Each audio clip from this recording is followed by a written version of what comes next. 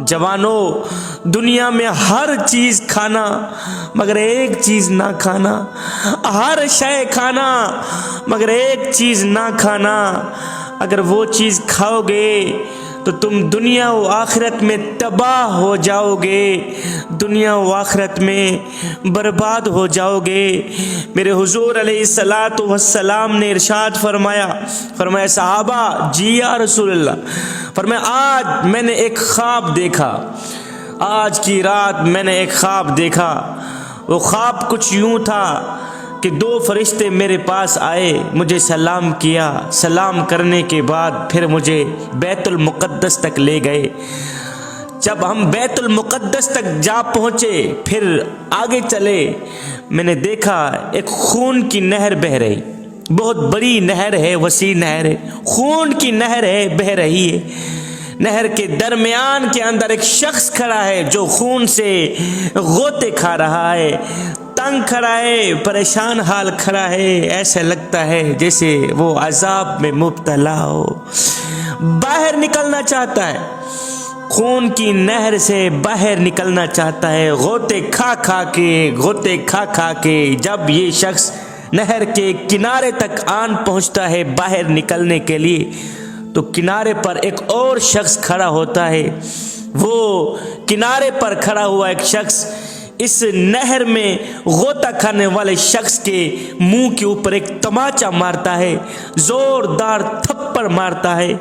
जैसे ही इस शख्स को उसका थप्पड़ लगता है तो ये दर्द की वजह से, डर की वजह से, थप्पड़ की चोट की वजह से ये शख्स दोबारा उसी जगह पे जा ठहरता है जहां पहले खड़ा था। है खून में डूबा हुआ शख्स ये फिर से कोशिश करता है कि किसी न किसी तरह इस अजाब से निकल जाऊं। ये फिर से कोशिश करता है, गोते खा के जब ये किनारे पे आन पहुंचता है तो किनारे पे खड़ा हुआ शख्स फिर से इसे थप्पड़ मार के भगा देता है।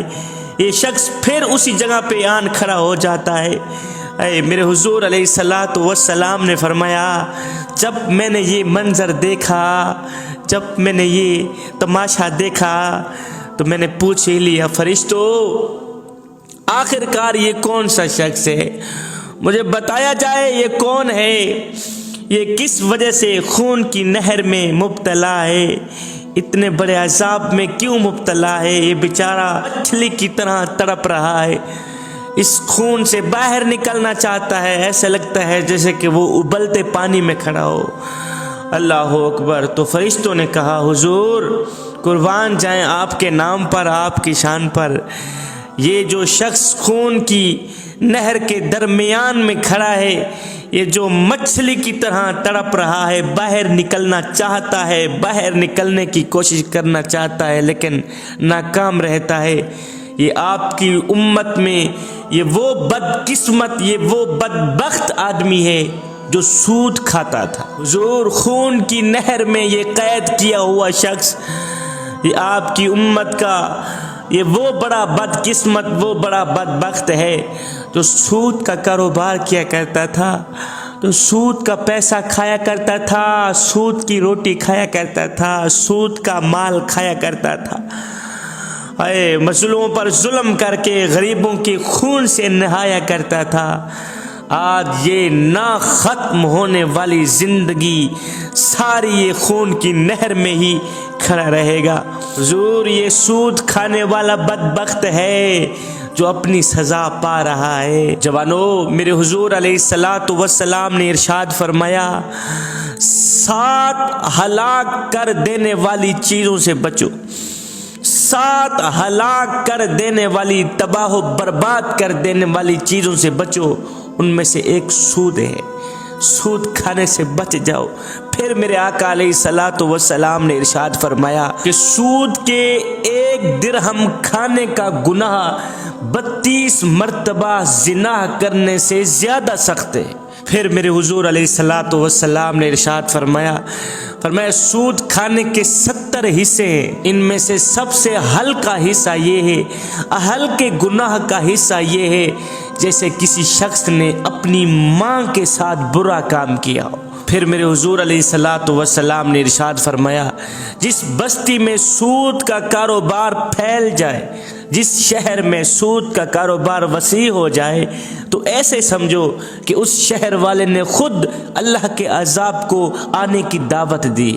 پھر میرے حضور علیہ الصلوۃ والسلام نے فرمایا، جس قوم پر سود کے لین دین کا کاروبار وسیع ہو جائے تو اللہ تعالیٰ ایسی قوم پر مہنگائی مسلط کر دیتا ہے۔ حضور علیہ الصلوۃ والسلام نے ارشاد فرمایا، میں معراج کی رات ایسے لوگوں پر سے گزرا جن کے پیٹ پھولے ہوئے تھے، مکان جتنے پھولے ہوئے تھے، مکان جتنا بڑا ہوتا ہے نا، اتنے پھولے ہوئے تھے، ان کے پیٹ کے اندر کیڑے تھے، بچھو تھے، سانپ تھے، طرح طرح کے چھوٹے بڑے جانور تھے جو پیٹ کے اندر سے ان لوگوں کو کھا رہے تھے۔ جب میں نے یہ منظر دیکھا، جب میں نے یہ تماشا دیکھا، تو میں نے جبریل علیہ السلام سے پوچھا، جبریل یہ آخر کون سے لوگ ہیں، مجھے بتایا جائے جن کو اتنا دردناک عذاب دیا جا رہا ہے، جن کے پیٹ پھول گئے ہیں، پیٹ کے اندر کیڑے مکوڑے بیٹھ کے اندر سے ان کو کھا رہے ہیں، مجھے بتایا جائے آخر یہ کون لوگ ہیں۔ تو مجھے بتایا گیا، جبریل نے عرض کی، حضور یہ وہ لوگ ہیں جو سود کا کاروبار کیا کرتے تھے، یہ وہ لوگ ہیں جو سود کھایا کرتے تھے۔ نبی کریم صلی اللہ علیہ وسلم نے فرمایا، دنیا میں 4 لوگ ایسے ہیں جن سے اللہ تعالیٰ نے وعدہ کر لیا ہے کہ ان کو جنت میں جانا تو جہاں رہ گیا، جنت کی خوشبو تک نہیں سونگھائے گا، جنت میں جانا تو جہاں رہ گیا، یہ جنت کا دروازہ تک نہیں دیکھ پائیں گے اور نہ ہی جنت کی کوئی نعمت چکھیں گے۔ وہ 4 آدمی ہیں۔ پہلا آدمی شراب پینے والا جو جنت کی بو تک نہیں سونگھ سکے گا، دوسرا آدمی سود کا کاروبار کرنے والا جو جنت کی بو تک نہیں سونگھ سکے گا، تیسرا آدمی یتیموں کا مال ہڑپ کرنے والا، یتیموں کا مال کھانے والا، یہ جنت کی بو تک نہیں سونگھ سکے گا، چوتھا آدمی اپنے والدین کی نافرمانی کرنے والا۔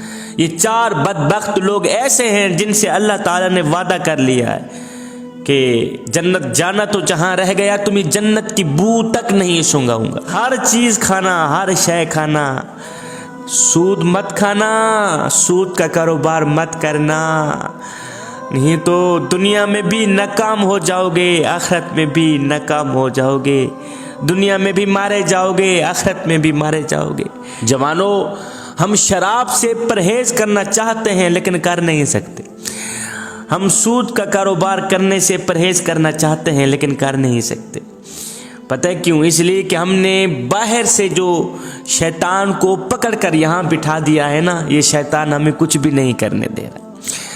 جوانوں، اس شیطان کو گرفتار کر لو، نہیں تو یہ تم ہی گرفتار کر لے گا۔ اس شیطان کو مار دو، نہیں تو یہ تم ہی مار دے گا۔